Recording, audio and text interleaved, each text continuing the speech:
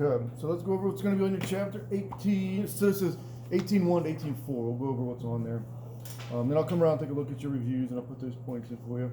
All right, so the very first couple of questions are on the functions of the endocrine systems. That's the very first slide of the PowerPoint, right? All those functions that are listed there, the regulatory functions.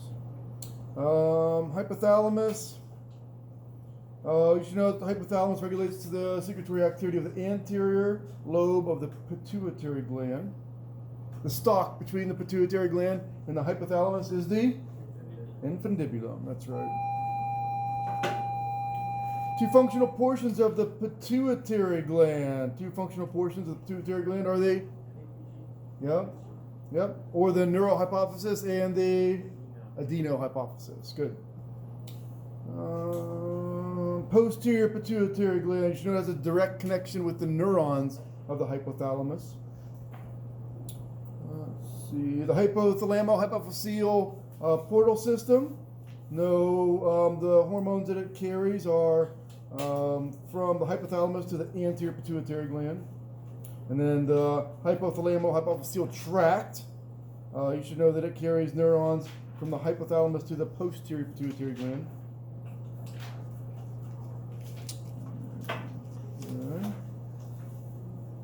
And the hypothalamo-hypophyseal tract connects the hypothalamus to the posterior pituitary again. Hormone secretion by the anterior pituitary is controlled by the neural hormones of the hypothalamus. So the rest of these are tracts. Releasing hormones. Know what releasing hormones do? Releasing hormones increase the anterior pituitary secretions.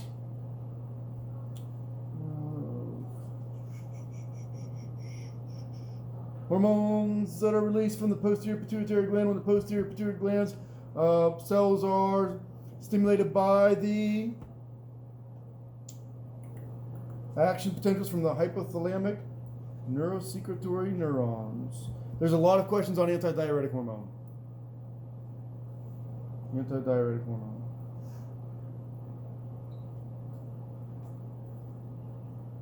All right, so let's just go over antidiuretic hormone. Let's put some time. Actually, let me go over this first, and I'll erase it, and then I'll go over antidiuretic hormone.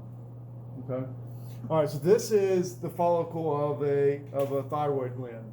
All right, so let's start over here. So this is the hypothalamus secreting thyroid-releasing hormone, which acts on the anterior pituitary gland. The anterior pituitary gland secretes thyroid-stimulating hormone, which acts on the thyroid. Thyroid releases thyroid hormone. This is thyroid hormone. Okay? This is the follicle of the thyroid gland. Okay? So we're looking at this, okay, right here, and how it makes that. This is T3 and T4. Okay, so one thing that you're going to need in order to create your thyroid hormone is iodine. And iodine is a supplement in your diet. It's added to salt, right? And which is ironic because in order for so you eat iodine, it gets digested into iodide. In order for iodide to get into the follicle of the thyroid cell, it has to be symported in with sodium, right? So sodium and iodide are symported into the follicle where it's oxidized into iodine, okay? Thyroglobulins are produced from the endoplasmic reticulum, which then move to the Golgi bodies. And then the Golgi bodies that contain the thyroglobulins, which are made up of many tyrosines, combine with iodine inside of the colloid. So if you remember the follicle of the thyroid cell, the colloid is that center part, right? So thyroid peroxidase combines iodine with tyrosine. Tyrosines, a bunch of them, make up thyroglobulins. If you get one tyrosine and one iodine, you get T1 or monoiodotyrosine, right? If you get two iodines and one tyrosine, you get T2 or diiodotyrosine. Then you're going to have two tyrosines that are going to combine. They're going to be linked. If it's a T1 and a T2, you get a T3 or a triiodotyrosine. If you get two T2s that combine, that link, you get a T4 or a tetraiodotyrosine. All right? These guys are going to enter vesicles. So it's thyroglobulins made up of T3s and T4s now. Okay? They're going to enter vesicles, and then they're going to be secreted into the blood. Okay? They're going to be secreted in the blood. And that's an apocrine secretion. Do you remember those? Remember there's merocrine, apocrine, and holocrine? Right? This is an apocrine secretion. But these are not water soluble, so they need a binding protein. Okay? The binding protein is called a thyroxine binding globulin, or TBG. Right? And then we've got T3s and T4s, and what is their action? What do they do to your metabolic rate? Speed it up. Right? So if you have a hyperactive thyroid, you have a lot of T3 and T4. Tell me about your body. Yes, that's right. It's going to be hard for you to gain weight because your metabolism is going to be really fast. Okay? Okay, so let's talk about parathyroid hormone now. Erase this.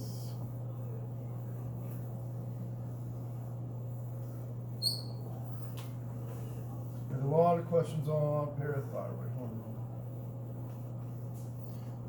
So there's parathyroid hormone. Parathyroid hormone is released from what? What produces parathyroid hormone?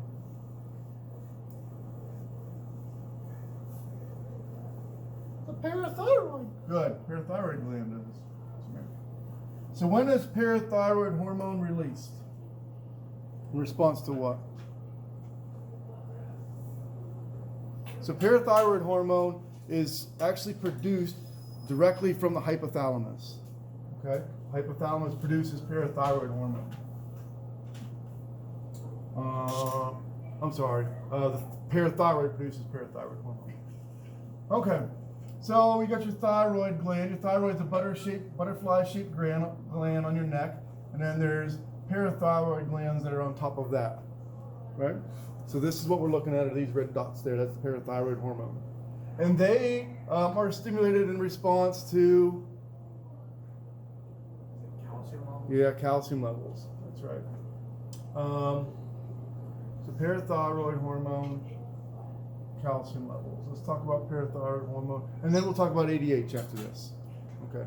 So parathyroid. So if we get high or low, is parathyroid hormone going to be released? Parathyroid hormone is released when calcium levels are low. Right. That's right. So if we get low calcium levels, right, low calcium concentration, parathyroid hormone is going to be released, PTH, and it's going to act on a couple of different things. Can anybody tell me one thing that parathyroid hormone is going to do in order to try and raise calcium levels? Yeah. Activate osteoclasts. Good. So it's going to increase. One thing it's going to do is it's going to increase osteoclast activity. Osteoclast activity. And when it does that, osteoclast's job is to break down bone, right? So they're going to break down bone. And as they're breaking down bone, what are they going to be releasing? Calcium. So that's going to cause an increase in calcium. And also phosphates, because bone is made up of calcium phosphate, right? So it's breaking it down. It's going to increase calcium and phosphate levels in the blood. Okay, so it's going to release these two things. Parathyroid hormone is also going to act on an organ of the body, and what is that? Kidney. It's also going to act on the kidney. Okay, it's also going to act on the kidney. It's going to tell the kidney, hey, stop peeing out the calcium, first of all, so calcium reabsorption. Right? So that's going to cause calcium to be reabsorbed, right? To be reabsorbed back into the blood. So reabsorption. And it's also going to tell the kidney to produce something else. What is it? Vitamin D. Good, vitamin D. Vitamin D. And what does vitamin D needed for as far as calcium is concerned. So vitamin D is going to act on the intestines.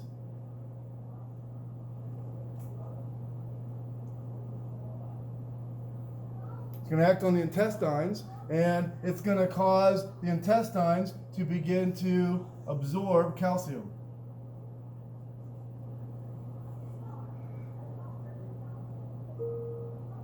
Okay? It allows calcium to move out of the intestines through the intestinal wall into the blood. Okay? So it's going to increase calcium a couple of different ways. Number one, it's going to stop peeing it out. It's going to stop including it in urine production.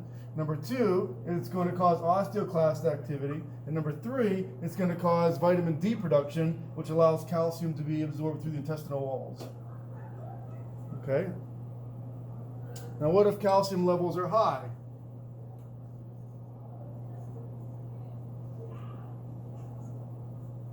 If calcium levels are high, what's released? Calcitonin. Good, Delaney. Calcitonin.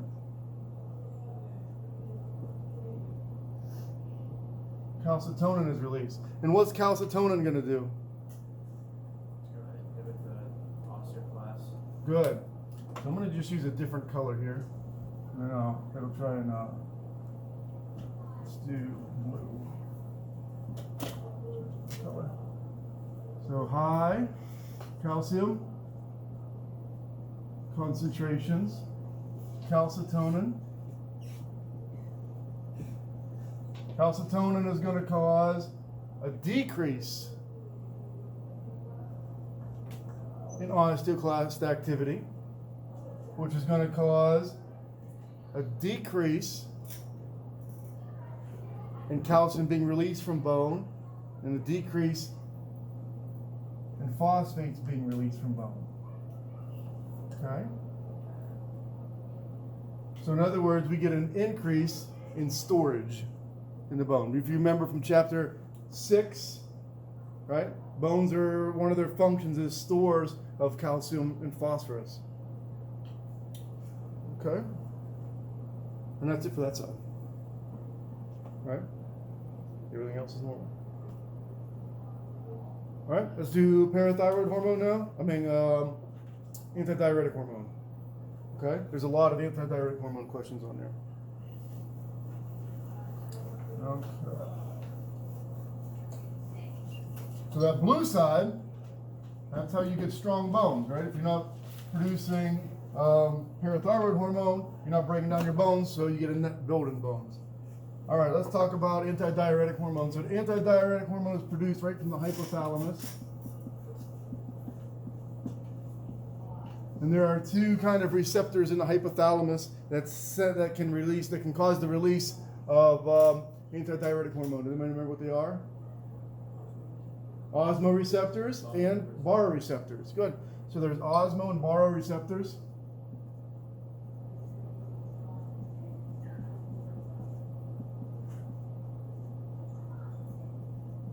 Okay. And osmo receptors, what are they sensing?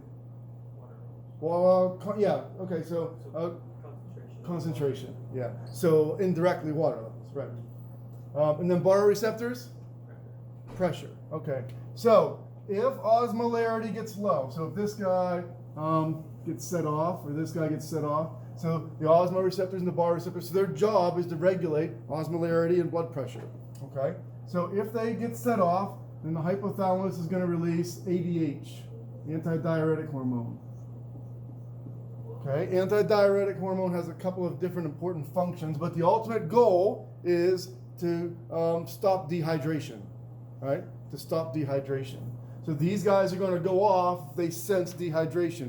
They're going to sense that from a low blood pressure and from a highly concentrated blood. So when you're peeing, right, when you're producing urine, you're not peeing out the formed elements of your blood. You're not peeing out white blood cells and platelets and red blood cells. You're just creating urine from the filtrator, the liquid part. Okay? So if you're getting rid of the water, but not the formed elements, then your osmolarity is going to go up. It's going to become more concentrated. Does that make sense? And your blood volume is going to go down, so your blood pressure is going to go down. Okay. In response to that, the hypothalamus produces anti-diuretic hormone, ADH. And it's going to do a couple of things. One, it's going to deal with this. And it's going to deal with the low blood pressure by acting as a vasoconstrictor.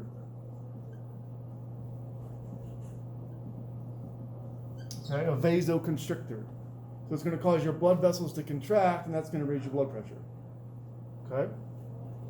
And it's going to deal with the osmolarity problem a couple of different ways. So anti-diuretic hormone is going to act directly on the kidneys. And it's going to cause your kidneys to reabsorb water, right?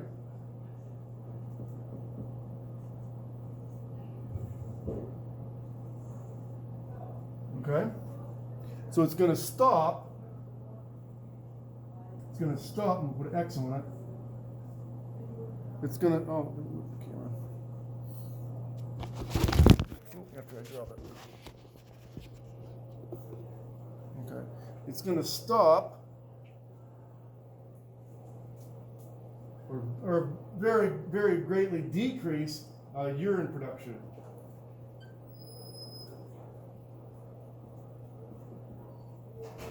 And the urine that is produced is going to be very concentrated, right? Because the water is being reabsorbed by the kidneys. Okay, so it's going to be mostly like salts and uric acids and things like that. Okay. So anti-diuretic hormone causes vasoconstriction, acts on the kidneys to decrease urine production by reabsorbing the water. Okay, that's not going to increase your blood volume, but it's going to preserve what you do have left until you can get hydrated again. Okay. All right, so there's a lot of questions on those things that I just went over. So anti-diuretic hormone. So it's in response to dehydration. What does it act as when it's a vasoconstrictor? What do you mean? Like, what does it do? Yeah, so it stimulates the smooth muscles in the walls of the vessels to contract. That's a good question. Okay, so these ones are all... oxytocin. So do know that oxytocin is given to stimulate childbirth. It causes uterine contractions. Oxytocin and lactation. So do know that there's a difference. Oxytocin does not create milk production. Oxytocin creates milk ejection. Right? Prolactin stimulates milk production. Oxytocin, milk ejection. And it is produced in response to nursing is one of the things, right? So mechanical stimulation of nipples and breasts. Okay. Oxytocin, hypothalamus. So as shown here, the hypothalamus directly produces antidiuretic hormone.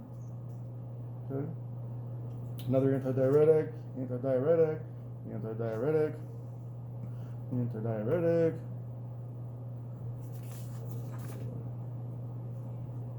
Oxytocin given during childbirth again. Oxytocin. Let's see.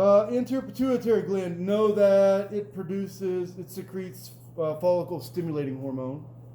Follicle stimulating hormone. That's important in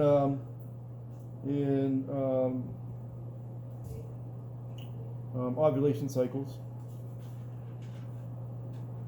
Anterior pituitary hormones. Do you know that those are all proteins or glycoproteins? Antidiuretic hormone. Oh, anybody remember this? Where the pituitary gland sits in the skull? Sella turcica. Yep, very good. Growth hormone. So do you know the effects of growth hormone? So growth hormone increases the uptake of amino acids, increases the uptake of amino acid in cells so that proteins can be produced because you're going to be growing. It causes increased bone growth and cartilage growth. And what hormone inhibits growth hormone? Very good. Growth hormone inhibiting hormone. GHIH. That's right. Where does the anterior pituitary gland sit? So the whole pituitary gland sits inside of sella turcica. Hypersecretion of growth hormone. What do you get? Giantism. Yep. Mr. Russell, what's the difference between giantism and acro? Same thing. Same thing? Yep. Okay. One's just harder to say. Right. Yep. Lipotropins. Lipotropins. They promote the breakdown of fatty acids. You know that. Lipotropins.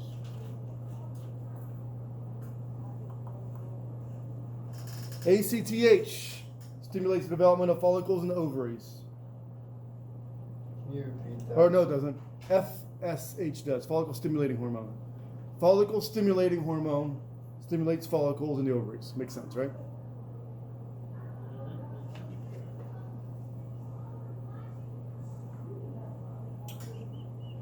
Yep.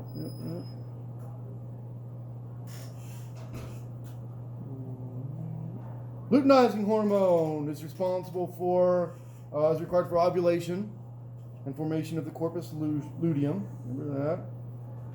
Progesterone. Remember what progesterone does?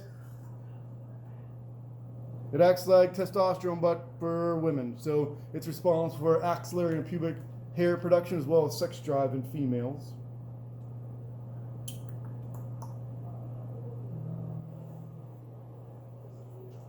And it's stimulated by LH, luteinizing hormone.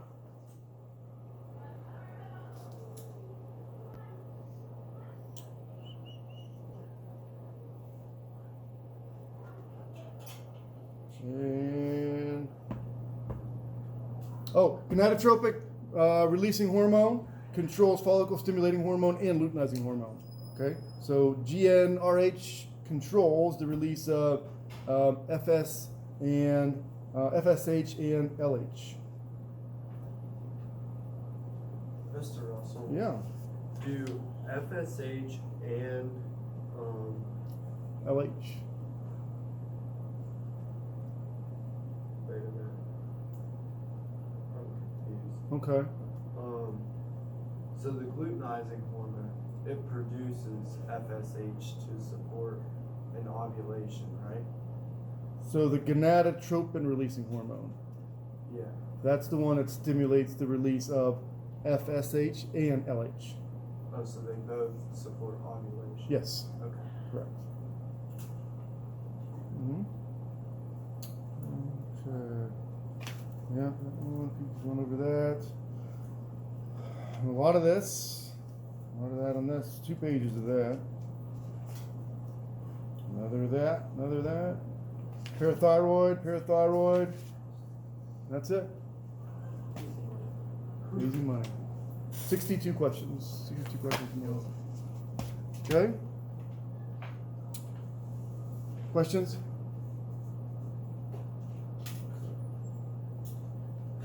All right, I'll post this on Google Classroom so you guys can use that to help you study.